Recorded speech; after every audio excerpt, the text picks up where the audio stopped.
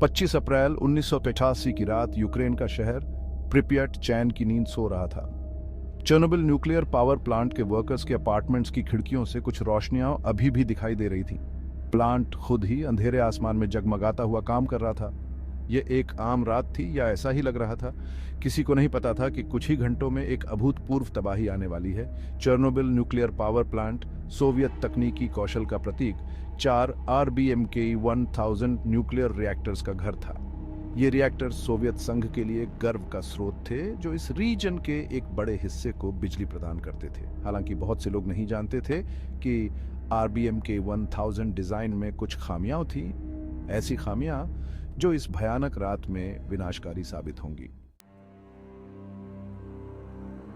Reactor number 4 के control room के अंदर ऑपरेटर्स ने एक सेफ्टी टेस्ट की तैयारी की। यह कोई असामान्य घटना नहीं थी। न्यूक्लियर पावर प्लांट के कामकाज में सेफ्टी टेस्ट एक नियमित हिस्सा थे। टेस्ट का उद्देश्य पावर आउटेज की स्थिति में रिएक्टर की खुद को ठंडा करने की क्षमता का मूल्यांकन करना था। योजना पावर फेलियर का सिमुलेशन करने और यह देखने की थी कि बैकअप सिस्टम्स कैसे प्रतिक्रिया देंगे। अपने प्रशिक्षण और अनुभव में विश्वास रखते हुए ऑपरेटर्स ने परीक्षण प्रक्रियाओं का सावधानीपूर्वक पालन किया। कंट्रोल रूम का माहौल शांत था, लगभग रूटीन। उनका मानना था कि वे रिएक्टर कोर के भीतर मौजूद शक्तिशाली ताकतों के पूर्ण नियंत्रण में हैं। हालांकि इस रूटीन टेस्ट की आड़ में डिजाइन की खामियों और मानवीय त्रुटियों का ऐसा मेल था जो जल्द ही आपदा का कारण बनने वाला था। जैसे ही टेस्ट शुरू हुआ, अप्रत्याशित घटनाओं का सिलसिला शुरू हो गया। रिएक्टर में डिजाइन की खामियों और ऑपरेशनल एरर्स के संयोजन के कारण रिएक्टर 4 का पावर आउटपुट अनियंत्रित रूप से बढ़ने लगा। तेजी से बिगड़ती स्थिति से अनजान ऑपरेटर्स ने नियंत्रण पाने के लिए संघर्ष किया। अलार्म बजे, चेतावनी रोशनी चमकी, लेकिन तब तक बहुत देर हो चुकी थी।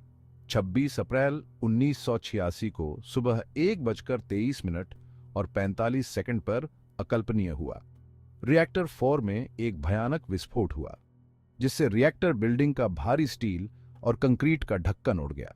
विस्फोट ने रेडियोएक्टिव मटेरियल का एक गुब्बार रात के आकाश में ऊंचा भेज दिया, जो मीलों तक दिखाई दे रहा था। खुली हवा में खुला रिएक्टर का कोर बेकाबू होकर जलने लगा, जिससे वातावरण में घातक रेडिएशन का उत्सर्जन हुआ। विस्फोट और उसके बाद लगी आग ने अकल्पनीय अराजकता और विनाश का दृश्य प्रस्तुत किया। प्लांट पर मलबा बरस पड़ा और टूटे हुए रिएक्टर के चारों ओर आग भड़क उठी। इस आग के बीच आपदा के पहले रिस्पॉन्डर्स, प्लांट के फायर फाइटर्स आग की ओर दौड़े, इस बात से अनजान कि उन पर किस अदृश्य खतरे का सामना करना पड़ रहा है। ये बहादुर पुरुष और महिलाएं उचित सुरक्षात्मक गियर के बिना और रेडिएशन के खतरों के बारे में बहुत कम समझ के साथ आग को रोकने के लिए अथक प्रयास करते रहे। वे रात भर काम करते रहे, घातक मात्रा में रेडिएशन के संपर्क में रहे। उनकी वीरता ने और भी बड़ी तबाही को रोका।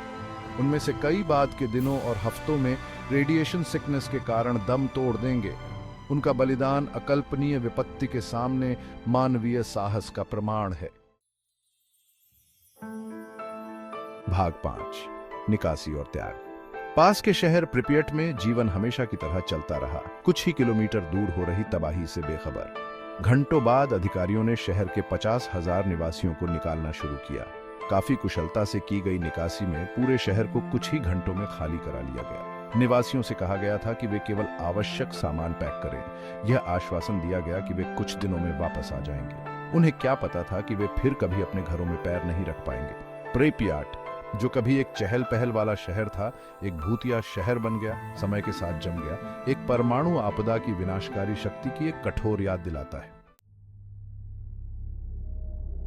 भाग 6, अदृश्य दुश्मन। चेर्नोबिल आपदा ने वातावरण में अभूतपूर्व मात्रा में रेडियोएक्टिव मटेरियल छोड़ा। अदृश्य दुश्मन हवा के बहाव से बड़ी दूरी तक फैल गया, जिससे यूक्रेन, बेलारूस और रूस के बड़े क्षेत्र दूषित हो गए। फॉलआउट पश्चिमी यूरोप तक पहुंच गया, जिससे इसके मद्देनजर रेडियोएक्टिव कंटेमिनेशन का एक निशान निकल गया।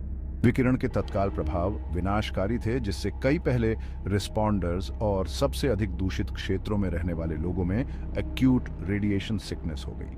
हालांकि दीर्घकालिक परिणाम और भी दूरगामी साबित होंगे, जो आने वाली पीढ़ियों के लाखों लोगों के स्वास्थ्य को प्रभावित करेंगे। भाग 7, द चेर्नोबिल एक्सक्लूजन जोन। आपदा के बाद चेर्नोबिल न्यूक्लियर पावर प्लांट के आसपास 30 किलोमीटर के दायरे को चेर्नोबिल एक्सक्लूजन जोन के रूप में नामित किया गया था। यह क्षेत्र, जो रेडिएशन से अत्यधिक दूषित था, रहने योग्य नहीं माना जाता था। एक्सक्लूजन जोन आपदा की एक कठोर याद दिलाता है, जो परमाणु दुर्घटनाओं के लंबे समय तक चलने वाले प्रभाव का प्रमाण है।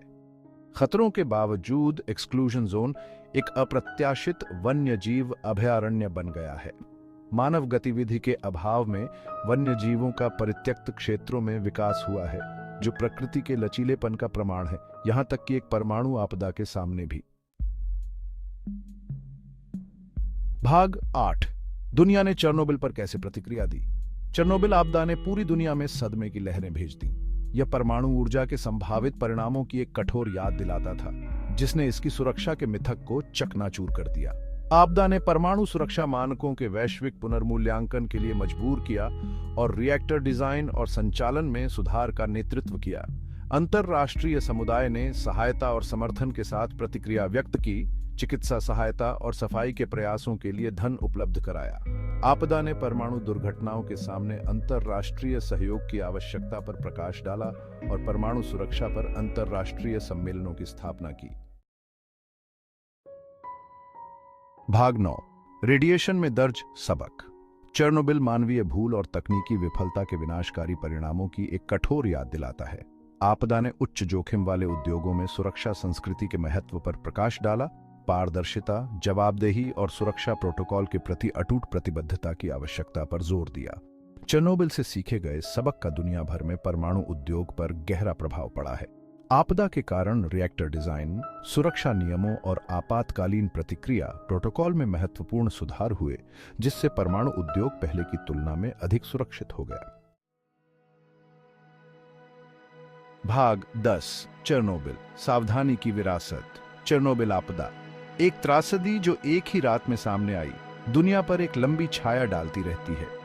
यह एक सतर्क कहानी के रूप में कार्य करता है, जो परमाणु ऊर्जा की विशाल शक्ति और प्रौद्योगिकी के जिम्मेदार नेतृत्व के महत्व की याद दिलाता है। जैसे जैसे हम ऊर्जा के स्रोत के रूप में परमाणु ऊर्जा पर निर्भर रहना जारी रखते हैं, चेर्नोबिल के सबक पहले से कहीं अधिक प्रासंगिक हैं, जो हमें सावधानी, सतर्कता और सुरक्षा के प्रति अटूट प्रतिबद्धता के साथ आगे बढ़ने का आग्रह करते हैं। चेर्नोबिल की याद एक निरंतर अनुस्मारक के रूप में कार्य करती है कि तकनीकी प्रगति परमाणु की शक्ति के प्रति गहरे सम्मान और मानवता की सुरक्षा और कल्याण के प्रति अटूट प्रतिबद्धता के साथ साथ होनी चाहिए।